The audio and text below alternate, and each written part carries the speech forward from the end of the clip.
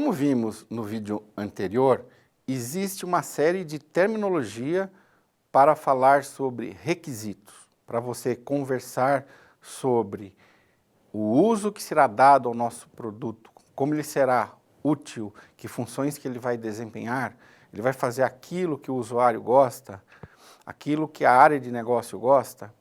Isso tudo é feito no levantamento e definição dos requisitos. Como eu falei para vocês, existe um grande espectro. Então, olha só, eu posso chamar de feature, user story, story map, use case, UML, até mesmo de design, né? Design detalhado, de engenharia. Quanto mais formal for, mais formalismo, mais precisão, você está caminhando aí à direita. Quanto mais, vamos dizer assim, startupismo, coisa nova, inovação, o pessoal se preocupa em ser mais rápido, então ele é mais conversação. Eu posso dizer que a conversação ela é fundamental. Eu não acho que sem conversação, sem a gente sentar olho no olho com o cliente e perguntar para ele o que ele quer, vai dar certo você fazer qualquer coisa muito formal. Isso eu já aprendi. A gente tem que levantar requisitos em sessões interativas, participativas com o usuário, né? O que a gente pode falar que é um tema comum das duas escolas abordagens, ágil e tradicional? É que requisito fala sobre como usar o produto, como usar o sistema. Outra coisa é que ele é escrito em linguagem natural, em português ou em inglês, como você preferir. Ele sempre olha para o produto na perspectiva do usuário, aquele cara que vai usar o produto. Ok? Então isso é comum nas duas escolas. E é muito importante você pensar que bons requisitos têm que seguir essas características. Por que então o Agile chama de User Story? E User Story é a mesma coisa que requisito, no fundo? Eu acho que quando o pessoal concebeu o User Story, eles não estavam pensando em criar nenhuma documentação. Eles não se preocupavam em ter documentação dos requisitos do produto, eles se preocupavam que a conversa iria sair. Então, eles criaram um template de conversa para esquentar a conversa com o usuário, com o cara da área de negócio. Eles rejeitam o nome requisito, porque requisito também tem um certo conflito com o ágil, porque ele fala assim, requisito ele é requerido, então você tem que entregar e é obrigatório. E no ágil ele fala assim, no fundo eu posso mudar até o último instante, não é? Então nada é obrigatório. E a gente deve evitar esforço naquilo que não será feito ou pode mudar. Então a saída foi criar os requisitos, mas num nível de detalhe bem menor, que é o User Story. Ele é o requisito escrito num nível de detalhe menor, com uma baixa definição, vamos dizer assim. E após isso, especialmente se você é um desenvolvedor de software, o pessoal senta na cadeira e começa a programar, ou seja, construir propriamente dito. É claro, esse comportamento go horse pode, na área de engenharia, trazer um prejuízo. Mas não descarte a agilidade por conta disso. É preciso conciliar. Se você for falar do PMI, o PMI ele define processos. Olha no livro do PMI, ele tem um processo para chegar no requisito e um processo para gerenciar se o requisito está sendo cumprido, o que você vê aí na tela. Mantive em inglês para manter de acordo com o que o PMI pensa em termos de processo. Então, vamos só de exemplo ver para chegar no requisito, ou seja, o desenvolvimento do requisito. Você tem que elicitar e identificar. É uma mineração inicial. Você precisa planejar o processo de coleta. Isso é feito pelo gerente de projeto. Ele vê quais as reuniões que serão feitas, como será organizado. é preciso planejar o processo de coleta dos requisitos. Aí vem a análise, que é essencialmente uma pessoa que entende muito dos negócios, olha o que o negócio precisa, quais são as necessidades, a missão, o objetivo, propósito estratégico, e vai traduzir isso em algo escrito. Vai traduzir aquilo que o negócio quer em requisitos, né? Uma vez que isso foi feito, trata-se de documentar. Você precisa armazenar e documentar. E, finalmente, que você armazenou e documentou, você tem que chamar de volta as pessoas que participaram, os clientes, os usuários, e validar com eles se aquilo que você escreveu está certo. Isso é só o processo de desenvolvimento. Isso aí é entregue para o gerente de projeto.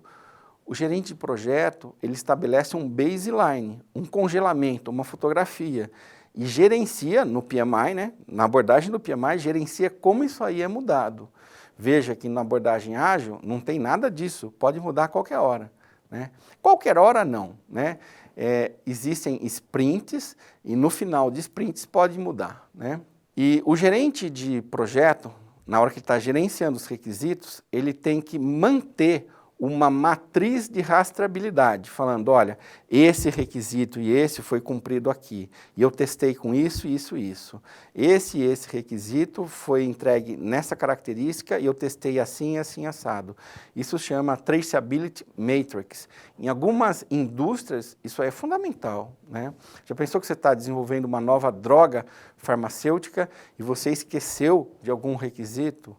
Então, isso é muito grave, né? Então, nessas indústrias, o Traceability Matrix dos requisitos é fundamental. E controle de mudança, que é uma palavra que vai doer no ouvido do agilista. É claro que quando você está desenvolvendo o requisito de um avião, cada vez que você muda o requisito, você muda a configuração do avião, você muda tudo. Então, nesses sistemas complexos, é preciso não só gerenciar os requisitos, a mudança deles, mas o que eles causam em todos os projetos de engenharia. Isso que chama de Configuration Management. Então você está vendo uma abordagem dos clássicos, né?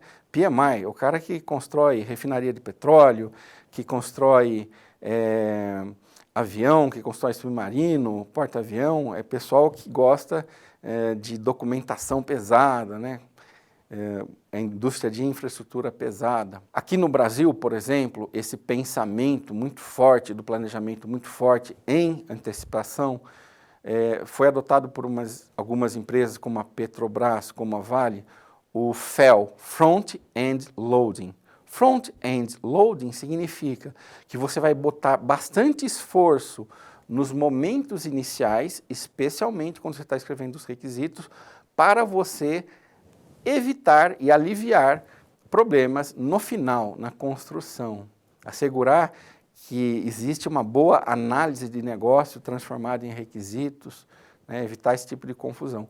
Acontece que o front-end loading, ele deixa o projeto lento. É possível que um projeto desse tipo demore anos, né, para ser feito.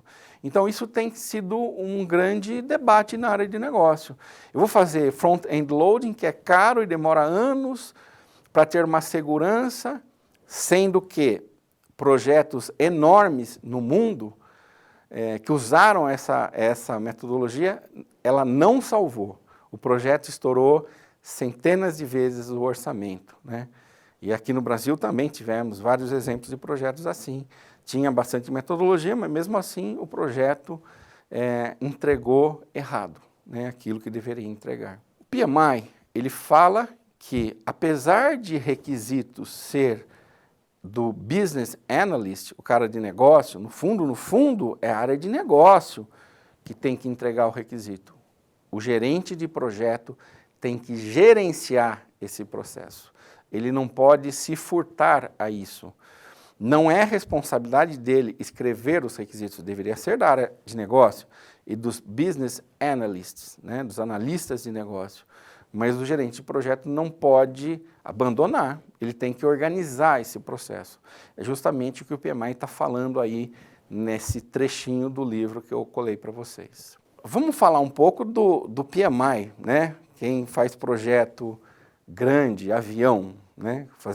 Vamos desenhar os requisitos de um avião. O negócio é tão sério que o pessoal usa software para fazer, usa banco de dados para armazenar. Você escreve no software e você, vamos dizer assim, compila o requisito. Ele fala, o software fala, você escreveu num formato errado. Porque essas grandes empresas, por exemplo, que desenvolvem avião, elas têm software para escrever requisito. E ela define determinados templates e o engenheiro, na hora que ele está escrevendo os requisitos, ele tem que seguir os templates e armazenar nesse banco de dados. É claro que os softwares têm uma série de verificações e juntar e cruzar requisitos com diversas partes do sistema. Imagina que você está construindo uma usina termoelétrica com 57 subsistemas. Então você tem que ver como que os requisitos de um sistema cruzam com o outro. Aí é importantíssimo você ter um software desse, você ter esse tipo de template. Aqui eu peguei o livro da Elizabeth Ho, que chama Requirement Management. Muito bem, se puderem ter. Ele mostra de uma maneira muito séria como o pessoal de engenharia pesada escreve requisito, né? Então, usando esse template, lá nos Estados Unidos, o pessoal, a indústria militar movimenta muito. Então, os exemplos que ela está dando aqui são exemplos da indústria militar. Os militares, eles criaram vários padrões, os militares americanos, de como você deveria escrever requisitos de porta-avião, de navio. Então, aqui ela está mostrando um template. Esse template será usado para escrever vários requisitos desse tipo. É claro que não tem só um template, tem 20, tem 30 templates diferentes. Então, o engenheiro que está escrevendo, ele escolhe um template, por exemplo, esse. Ele tem esse formato. A parte interessada deve ser capaz de, aí o capability, a função que ele deve ser capaz, dentro de um determinado desempenho, enquanto essa determinada condição operacional. E aqui ele está falando também de um evento onde essa função vai ser exercida, né? Então, é um tipo de template para requisito. É claro que não tem só esse, existem vários, mas para você ter uma ideia de como que as pessoas levam a sério isso daí.